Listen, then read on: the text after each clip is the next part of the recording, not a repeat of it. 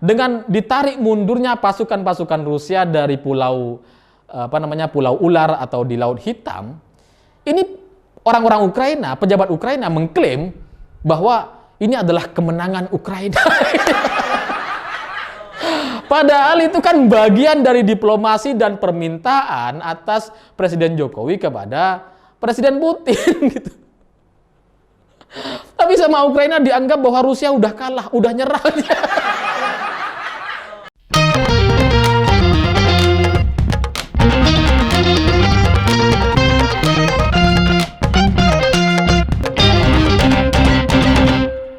Selamat malam para mantan, selamat malam untuk semua hubungan rumit yang pernah kita jalani. Nampaknya semacam itulah hubungan antara Rusia dan Ukraina hari ini. Rumit sekali. Ya karena setelah Pak Jokowi bertemu dengan Presiden Zelensky di Ukraina, lalu kemudian lanjut bertemu dengan Presiden Putin di Rusia gitu ya. Dengan dua pertemuan ini, kita hari ini masih belum bisa melihat akhir hubungan dua negara ini akan kayak gimana gitu. Karena kayaknya masih panjang sekali, masih jauh-jauh sekali dari kata damai gitu. Ya tapi minimal dengan kedatangan Presiden Jokowi ke Ukraina dan Rusia, kita akhirnya hari ini bisa menilai dan membandingkan karakter dua pimpinan negara ini. Dan kita juga akhirnya jadi tahu bahwa Putin yang sebelumnya, yang dikatakan diberitakan sedang sakit, tertekan, stres karena perang, sudah sembunyi di bawah bunker, gak mau ketemu dengan staf dan bawahannya gitu ya. Itu semuanya terbantahkan kemarin karena ketika Putin menerima Presiden Jokowi, semuanya terlihat normal biasa gitu. Terlihat sangat tegar sekali Putin ini gitu. Seolah-olah Rusia hari ini nggak sedang perang. Terlihat dari muka Putin yang sangat tegas sekali gitu. Biasa seperti nggak pernah ada apa-apa gitu. Lalu kalau kita mau bandingkan dengan pertemuan antara Presiden Jokowi dengan Zelensky, ini kan kontras sekali gitu. Zelensky terlihat sangat-sangat tertekan gitu. Kemudian bajunya yang digunakan juga baju yang biasa aja gitu, yang baju hijau. Lalu kemudian Pak Jokowi mengejutkan sekali ngelihat Pak Jokowi datang ke istana presiden gitu ya, ke istana Ukraina pakai baju putih. Ini terus terang mengagetkan karena setahu saya Pak Jokowi kalau pakai baju putih itu tandanya dia siap-siap kerja. Dia tandanya sedang mau belusukan ke daerah gitu. Karena kan biasanya pakai baju putih kemana-mana gitu ya. Nah kalau Pak Jokowi di istana pakai baju putih, itu biasanya itu Pak Jokowi sedang menemui tamu yang nggak terlalu beliau kenal. Atau menemui tamu yang berdasarkan permintaan si tamunya, bukan berdasarkan permintaan atau undangan dari presiden.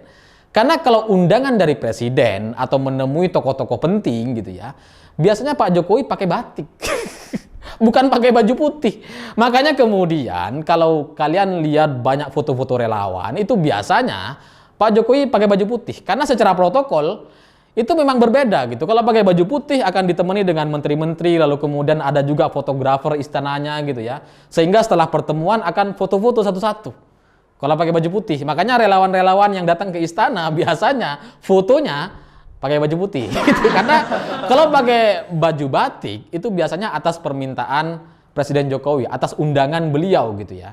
Dan biasanya nggak ditemani dengan staf-stafnya, nggak ditemani dengan fotografer gitu. Karena setelah pertemuan ya udah langsung pulang, nggak usah foto-foto lagi karena udah saling kenal gitu. Tapi kalau pakai baju putih ini kayak mau belusukan gitu. Nah, ini Pak Jokowi datang ke istana Presiden Ukraina pakai baju putih. Ya meskipun alasannya untuk mengimbangi Zelensky yang nggak pakai jas, nggak pakai dasi gitu ya, karena dalam suasana perang. Tapi kan mestinya ya pakai baju batik lah gitu. Ini pakai baju putih gitu. Ini benar-benar menunjukkan bahwa Presiden Jokowi akan bekerja di Ukraina gitu.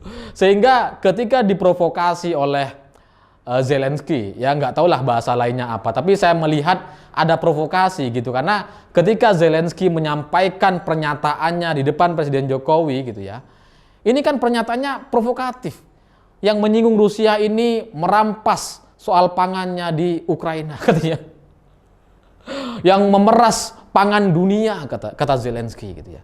Tapi Presiden Jokowi dalam kesempatan yang sama itu nggak terprovokasi dengan pernyataan Zelensky, nggak mengutuk Rusia sama sekali, bahkan nggak menyebut Rusia sama sekali gitu dalam pernyataan persnya. Itulah hebatnya komunikasi Presiden Jokowi. Jadi ketika datang ke Rusia gitu ya, ketika bertemu dengan Presiden Putin, ini Putin menyambut dengan hangat gitu. Karena kalau kita bandingkan, ada banyak orang yang juga bahas gitu ya. Ketika Pak Jokowi bertemu dengan Putin, itu meja kecil. Jadi antara Pak Jokowi dengan Putin itu dekat sekali jaraknya. Dan itu berbanding terbalik dengan pertemuan antara Putin dengan Emmanuel Macron dari Prancis gitu.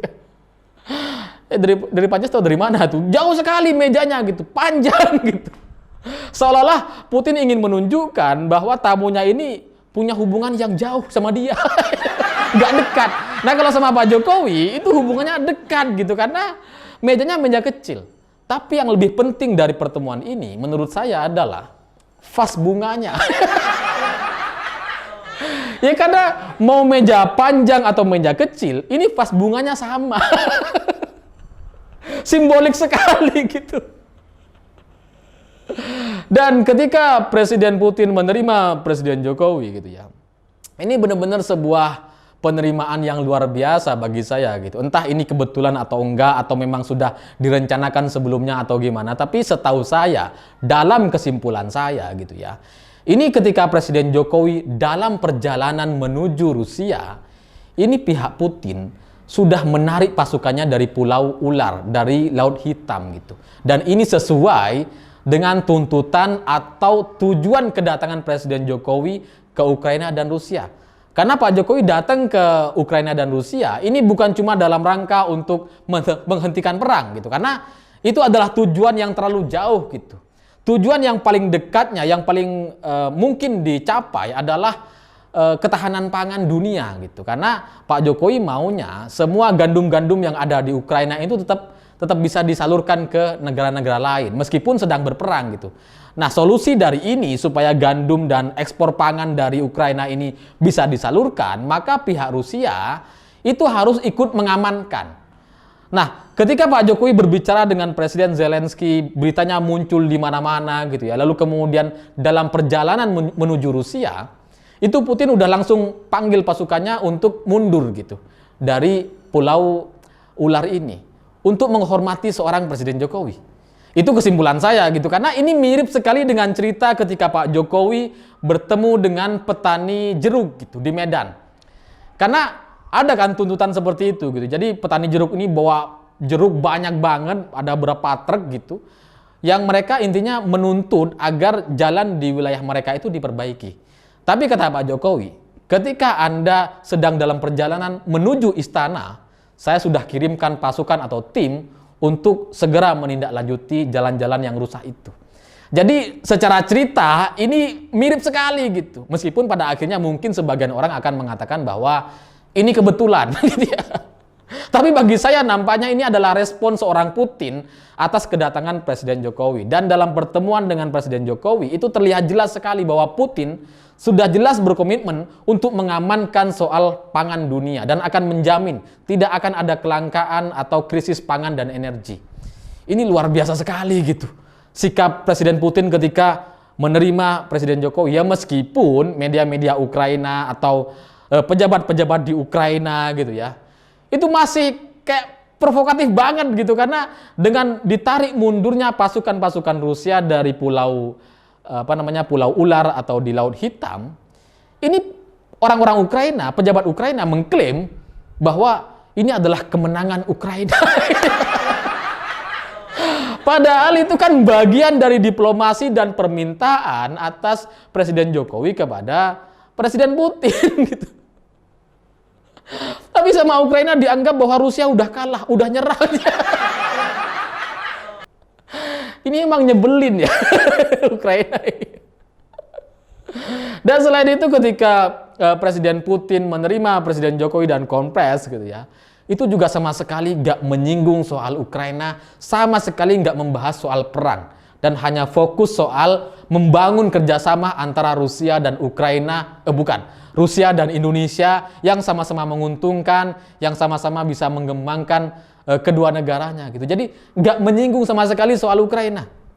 Jadi kalaupun ada bahasan soal Ukraina itu dibahas berdua aja gitu, bukan di konfes. Nah kalau kita bandingkan dengan Zelensky, itu di konferensinya dia mengutuk Rusia gitu. Jadi dari ini aja gitu ya, dari karakter dua negara ini kita akhirnya bisa lihat gitu kedewasaan, kematangan seorang presiden sebuah negara gitu. Dan bagi saya gitu ya, apa yang disampaikan oleh Presiden Putin terlepas dari sikapnya yang kemudian menyerang Ukraina gitu ya. Tapi dalam kesimpulan saya, Presiden Putin ini jauh-jauh lebih rasional gitu. Karena ketika Pak Jokowi bicara soal ketahanan pangan, ketahanan energi, ini jangan sampai perang Ukraina dan Rusia yang kemudian membuat blokade di banyak tempat itu kemudian bisa berakibat kepada banyak negara dan menimbulkan krisis pangan dan energi. Ini langsung disambut dengan Putin, oke, kita setuju dengan itu. Kita akan selesaikan dan kita amankan, kita pastikan semua pasokan pangan dari Ukraina itu akan berjalan seperti biasa. Tapi pihak Ukrainanya gitu ya, ini bukannya berterima kasih, malah bilang, oh itu gara-gara si Rusia udah kalah. Kan nyebelin banget gitu. Masih digoreng-goreng, harusnya kan terima kasih lah.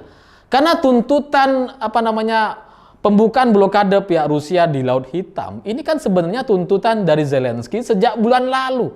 Tapi gak didengerin sama Putin gitu. Nah ketika Pak Jokowi datang ke Ukraina, datang bersama Ibu Iriana, ini menurut berita di media-media Rusia gitu ya. Ini beritanya di mana-mana gitu.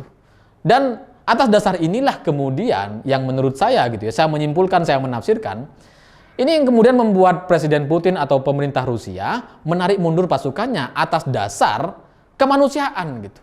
Karena Pak Jokowi jauh-jauh ketemu dengan Zelensky, bawa Ibu Iriana, bawa istrinya. Ini kan benar-benar untuk diplomasi soal kemanusiaan, soal masa depan gitu. Makanya mereka tarik mundur. Ini sama Ukraina malah dibilang kalah dan semua. Ya lucu emang Ukraina. Ya di luar itu Presiden Putin juga bicara. Saya ada transkrip pidatonya, nanti saya bacakan di episode selanjutnya kalau sempat gitu ya.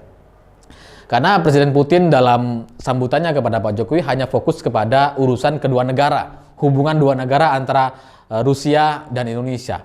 Nah kalau soal Ukraina, udahlah itu soal nanti. Itu seolah-olah soal serangan kepada Ukraina itu nggak ada sama sekali gitu. Seolah-olah serangan mereka itu sudah sangat-sangat meyakinkan dan penuh pertimbangan dan dengan alasan yang sangat-sangat kuat gitu. Sehingga kalau kita lihat gitu ya, Pak Jokowi ketika menyampaikan bahwa usaha damai, upaya damai ini masih jauh sekali, itu disampaikan bukan di depan Putin, tapi di depan Presiden Zelensky.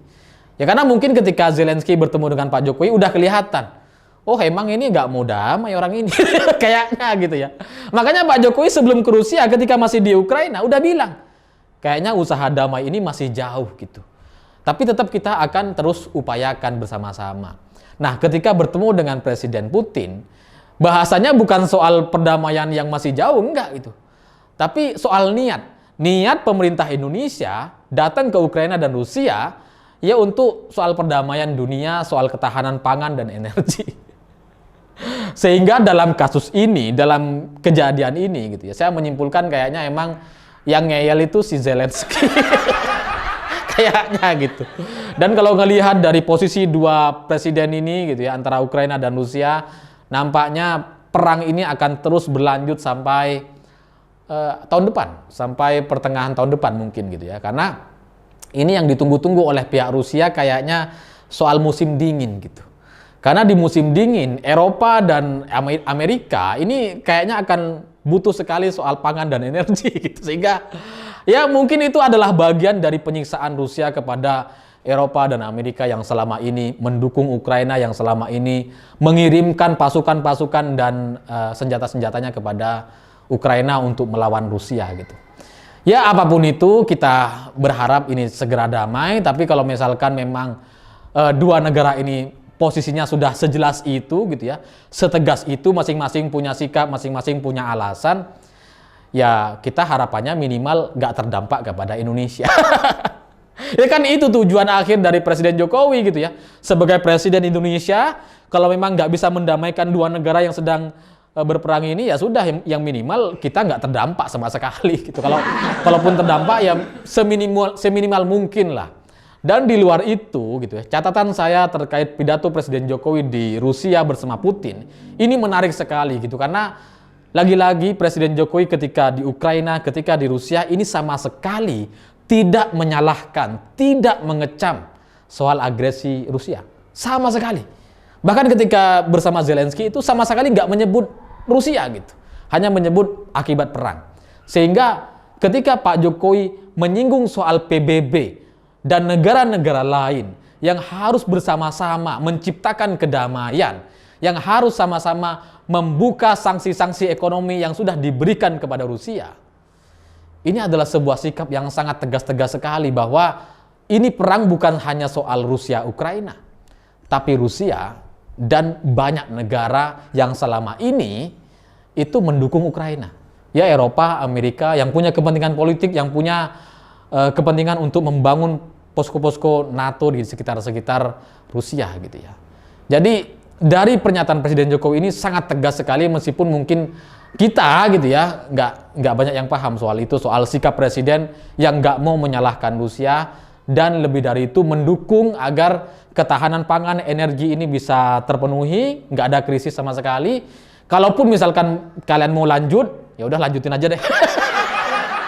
Yang penting negara-negara lain nggak terdampak gitu. Ya kalau mau didamaikan nggak bisa, ya udah lanjutin, gimana? Ya itulah pelajaran yang bisa kita lihat dari kedatangan Presiden Jokowi ke Ukraina dan Rusia kemarin gitu. Semoga kita bisa belajar terkait berita-berita yang selama ini kita baca di media gitu ya. Itu kan kayaknya kayak berat sebelah gitu, tapi dengan kedatangan Presiden Jokowi ini bisa memberikan gambaran yang lebih luas. Dan katanya Putin juga ketika menerima Pak Jokowi ini kan memberikan gambaran-gambaran yang real, yang tidak ditemukan oleh Presiden Jokowi di media-media massa atau dari para penasehatnya. Dan itu disampaikan oleh Presiden Putin langsung di hadapan Presiden Jokowi. Nanti kita bahas di episode selanjutnya. Saya pikir itu. Terima kasih sudah menonton. Jangan lupa subscribe, like, dan komen. Begitulah kura-kura.